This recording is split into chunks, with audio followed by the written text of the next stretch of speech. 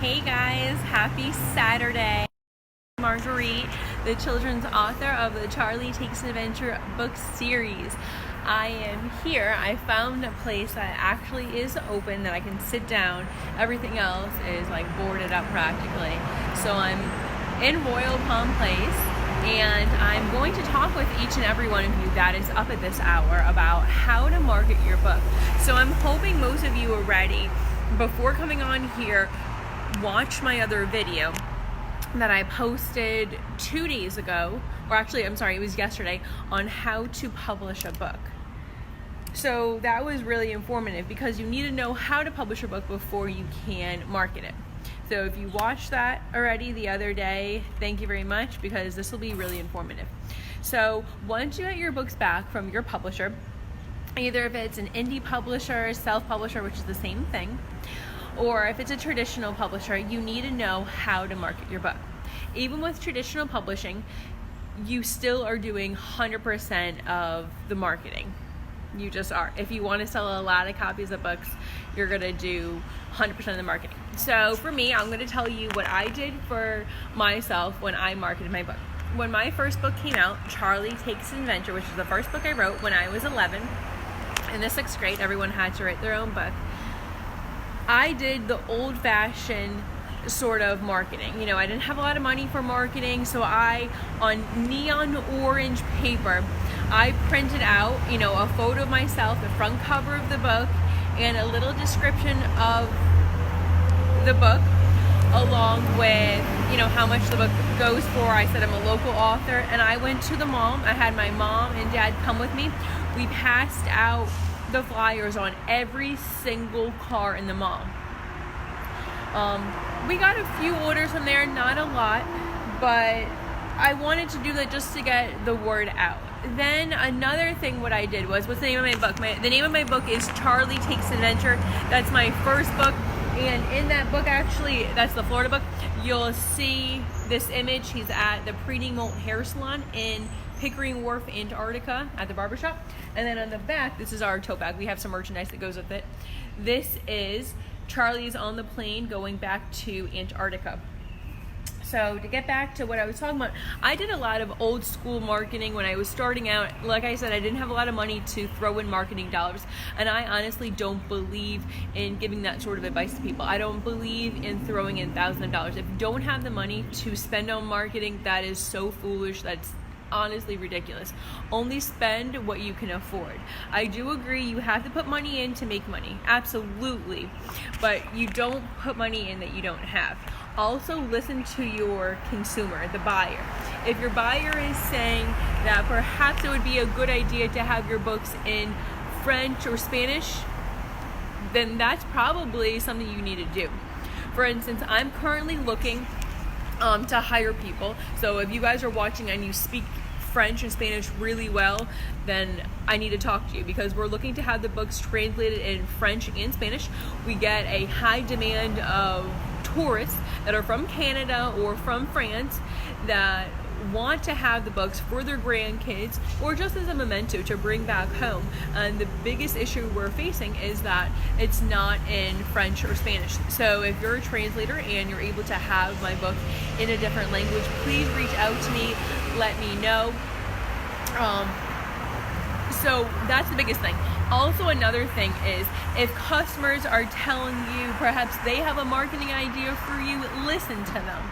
Don't shoot them down. In the beginning, I think the biggest thing for me was to try and listen to what people were saying. I didn't want to hear it. I thought that everyone was being negative or they're giving me their opinion, being too opinionated, and the best thing to do is try and quiet your mind. You don't need to act like you're all of that because you're just starting out. You don't know everything. So if someone has an idea for your book about how you can market it better, if they have advice, listen to them. Sometimes, their advice is really good, and sometimes, it's not the best idea, but it doesn't hurt to listen.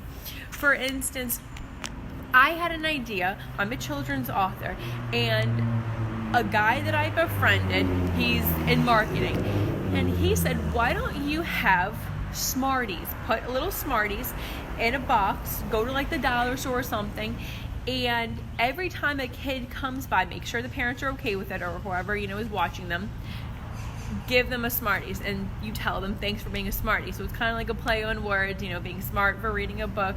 And so that worked. So I do that. That's a good marketing tactic I do recommend.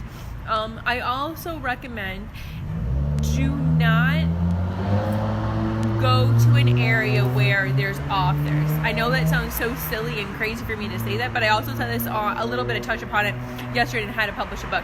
The reason is because you're limiting your audience.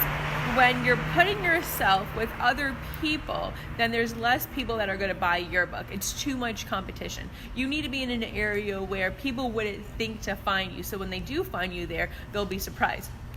So for instance, I sell my books at farmers markets, art shows, and I do a lot of stuff online like I'm doing now. I just do it to get the word out there. I don't worry about the sales. If you're passionate about what you do, like selling books and just trying to get the word out there, people eventually will gravitate towards you.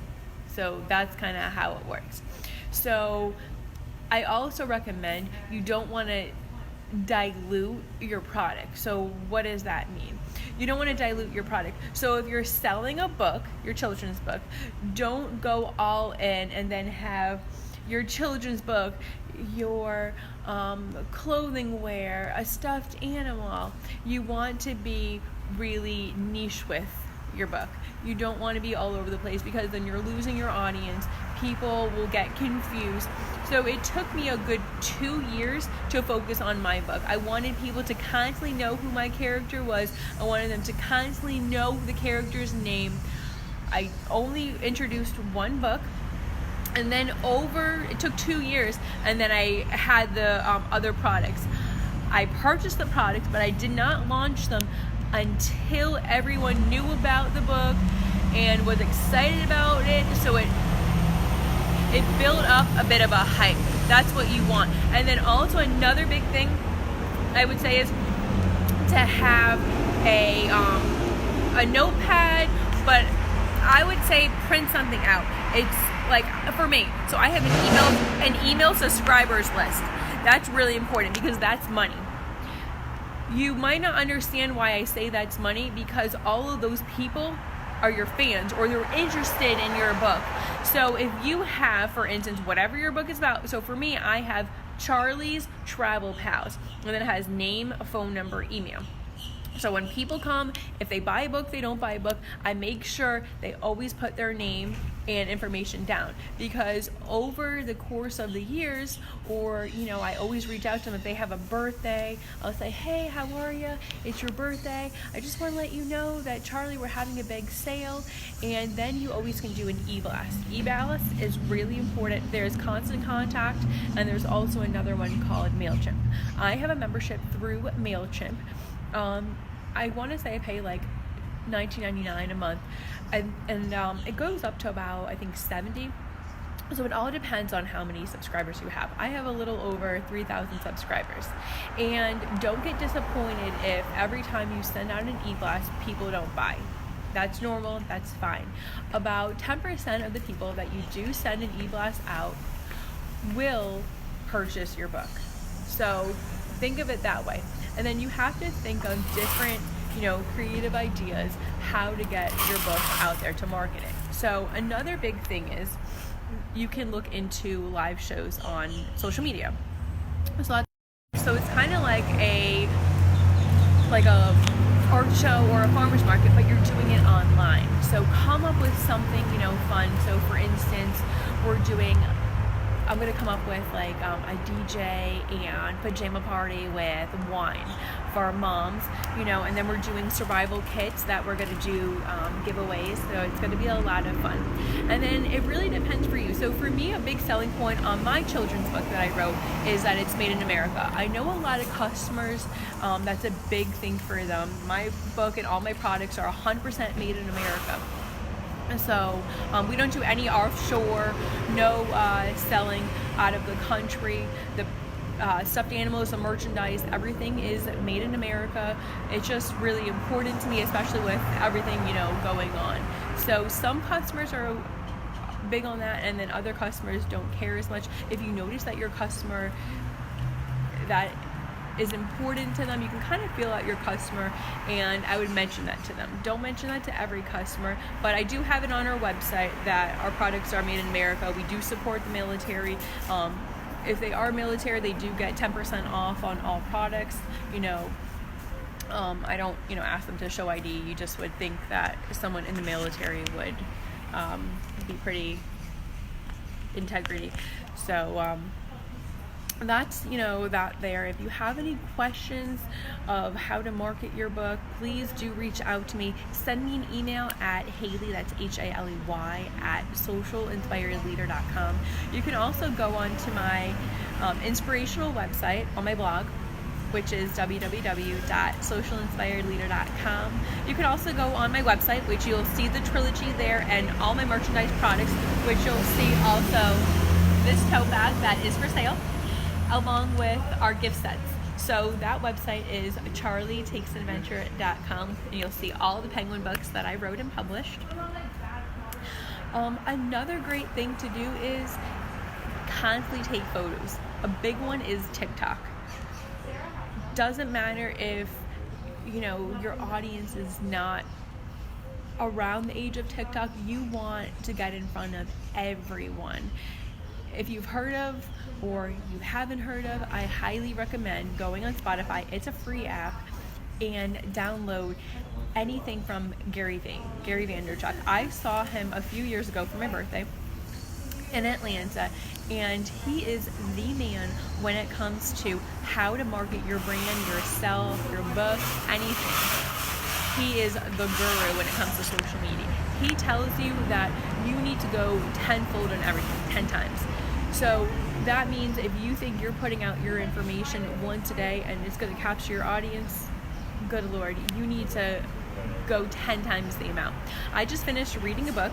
It's a audiobook by Grant Cardone.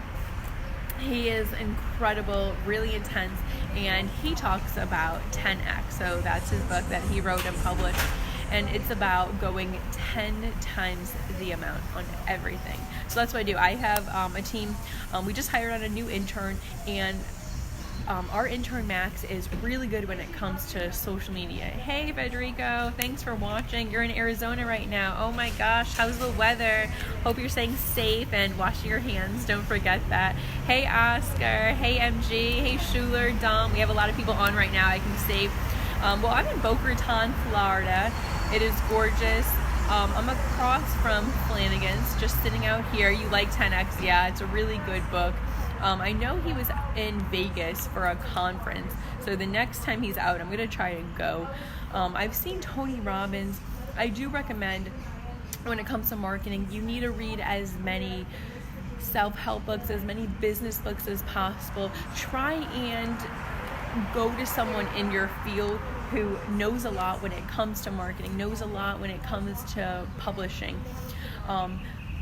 I befriended my publisher, and he kind of took me under his wing when it came to publishing, when it came to business, the ins and out of the business. He gave me a lot of good advice because his product, Legal Pads, actually made it to every single country in the world with Walmart. So he gave me his insight. And the biggest thing for me to tell you guys is just don't stop. Don't stop. So my book got into the gift shop of Miami Sea Aquarium. And a lot of people ask me, like, how does that happen? Like, how? Miami Sea Aquarium is a top 10 best aquarium in the nation. I just picked up the phone and said, hey, I have a product, my book, and I think you really would like it, and you have to have it in your gift shop. And then she was like, okay, whatever, She's so young. What is she talking about? We're not going to do that. But lo and behold, about a year and a half later, she purchased a large order of my children's books, and then she stocked in her gift shop. But that's the biggest thing for me. But you have to get on the phone, build up the confidence, and the worst thing someone can tell you guys is no. Everyone started out at the bottom. Everyone started from somewhere. And everywhere you go, introduce yourself. Make sure you have business cards on you. Make sure you have a bookmarker on you. Another thing I would say is to join network groups. So I'm a part of the Siesta Key Rotary Club. It is a group of international men and women who pretty much, I would say, like, own their own business around the world. It's kind of like a big brother and sisterhood where everyone's helping each other. It's a lot of philanthropy. So I highly recommend being a part of that, or any like religious affiliation. It really would help you to market your business and to move it to the next level. This place is getting a little crowded, so hope you guys have a fabulous day. Bye guys, love ya.